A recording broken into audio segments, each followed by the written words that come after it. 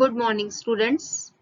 I am Lalita Sukhija, Associate Professor, Department of Zoology, SPC Government College, Ajmer.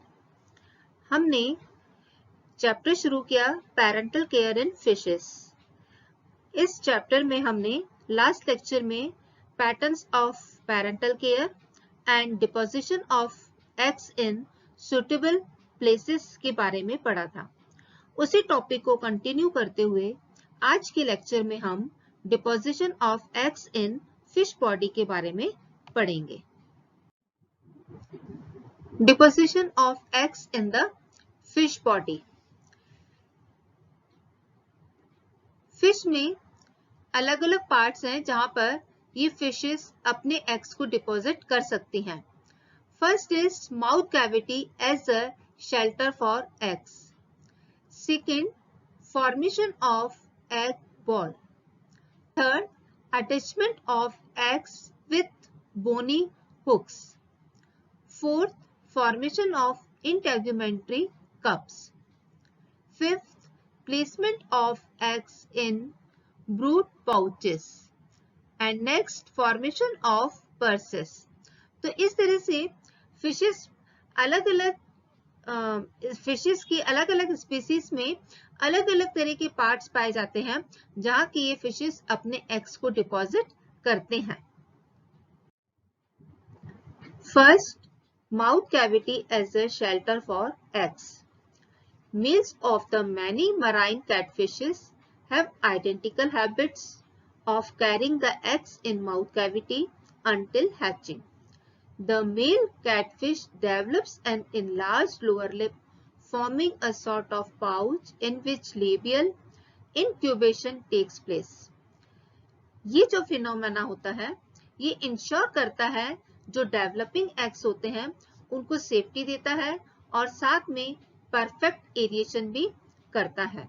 और इसके साथ साथ जब इनकी हैचिंग हो जाती है तो जो यंग वंस होते हैं वो अपने मदर के आसपास ही रहते हैं और जैसे ही उनको डिस्टरबेंस लगता है या डर लगता है तो वो अपने मदर के ओरल कैविटी में एंटर कर जाते हैं और वहां पर इनको शेल्टर मिलता है। तो इस तरह से जो कैट फिशेस के मेल मेंबर्स होते हैं वो अपने एग्स को जो फिशेस होती हैं वो अपने एग्स को मेल के माउथ कैविटी में डिपॉजिट करती हैं जहां पर उनको सेफ्टी मिलती है और एरिएशन भी मिलता है और फिर बाद में जो यंग वंस होते हैं वो अपने प्रोटेक्शन के पॉइंट ऑफ व्यू से अपने मदर के आसपास ही रहते हैं और किसी भी डिस्टर्बिंग कंडीशन में अपने मदर के ओरल कैविटी में एंटर कर जाते हैं। Second, formation of egg ball.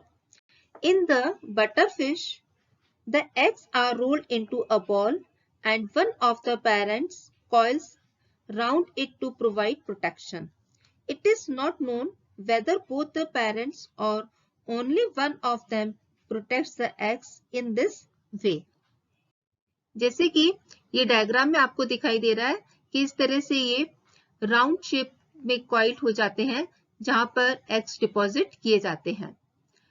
Sometimes the eggs are also laid in the walls of empty oyster's shell. Next, attachment of eggs with the bony hooks. In Curthus indicus, the male has a bony hook projecting from the forehead and supported by a bony process from the skull. The eggs are grouped in two bunches with the help of filamentous projections of the egg membrane and are attached to the hook. The male carries the eggs one bunch on each side of the head. तो इस तरह से जो mail fish होती है वो अपने forehead पर एग्स को रखती है जब तक कि उनमें हैचिंग नहीं हो जाती। Next, formation of integumentary cups. कुछ फिशेस ऐसी होती हैं, फॉर एग्जाम्पल जैसे कैटफिश है, इनमें जो फीमेल फिश होती है वो ब्रीडिंग सीजन में उसकी जो लोअर सरफेस की स्किन होती है वो सॉफ्ट और स्पंजी हो जाती है। और फर्टिलाइजेशन के बिल्कुल जस्ट बाद ये फीमेल अपनी बॉडी को एग्स के अगेंस्ट इस तरह से रखती है कि वो एग्स उसके स्किन के साथ स्टफ कप के साथ अटैच्ड हो जाते हैं। और ये जो एग्स उसकी बॉडी के साथ लोअर बॉडी के साथ लोअर सरफेस जो होती है उसके साथ जो अटैच्ड हो जाते हैं, ये उस पोजीशन पर तब तक रहते हैं जब तक कि उनमें हैचिंग नहीं हो जाती। तो इस तरह से जो फिशेस की अलग अलग स्पीसीज होती हैं, अलग अलग स्पीसीज में अलग अलग तरह के फिशेस के जो ऑर्गन्स होते हैं या पार्ट्स होते हैं, बॉडी पार्ट्स होते हैं, वो उनमें फिशेस अपने एग्स को डिपॉजिट करते हैं। नेक्स्ट इंटरेस्टिंग एग्जाम्पल है placement of eggs in brood pouches. जैसे कि आपने देखा होगा जो समुद्री घोड़ा या जो हिप्पोकैम्पस फिश होती है और साथ में जो पाइप फिश होती है, उसमें जो मेल फिश होती है वो एग्स को कैरी करते हैं। Females transfer the eggs into the brood pouch of the male which is located on the lower surface of the abdomen of the male। जैसे कि डायग्राम में दिखाई दे रहा है, ये मेल हिप्पोकैम्पस है जिसके ब्रूड पाउच में एग्स पाए जाते डिपॉजिट किए जाते हैं। During incubation the brood pouch of the male remains closed by the flaps of the skin. ये जो मेल फिश होती है ये एग्स को हैचिंग होने तक अपने पाउच में रखती हैं। Next is formation of mermaids purses. ये जो मरमेड्स पर्सेस होते हैं ये ओविपेरस फिशेस में पाए जाते हैं, या जो ओविपेरस फिशेस होती हैं वो अपने एग्स को इन मरमेड्स पर्सेस में डिपॉजिट करते हैं। इन oviparous एलास्मोब्रेंट्स such as sharks and rays, the fertilized eggs are laid inside protective leathery case termed mermaid's purse। ये जो mermaid's purse होते हैं ये अलग अलग स्पीसीज में अलग अलग ग्रुप में इनका साइज या जो शेप होता है वो अलग अलग होता है। The capsules remain attached to aquatic weeds by their tendrils। जैसे कि आप डायग्राम में देख रहे हैं ये टेंड्रिल्स के द्वारा ये जो कैप्सूल्स होते हैं ये एक्वेटिक वीड्स के साथ जुड़े हुए रहते हैं। The entire development of the eggs is completed within this purse।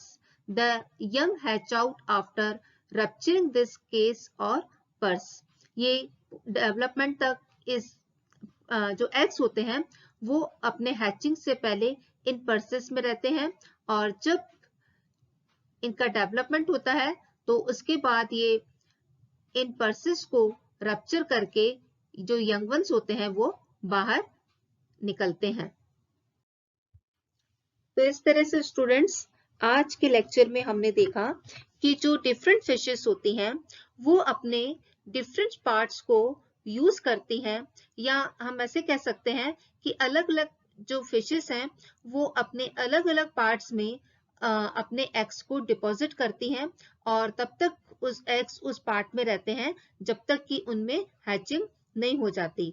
और ये जो फिशेस होती हैं अपने डिफरेंट पार्ट्स में एग्स को डिपॉजिट कर उनको सेफ्टी देती हैं और उनको हैचिंग होने तक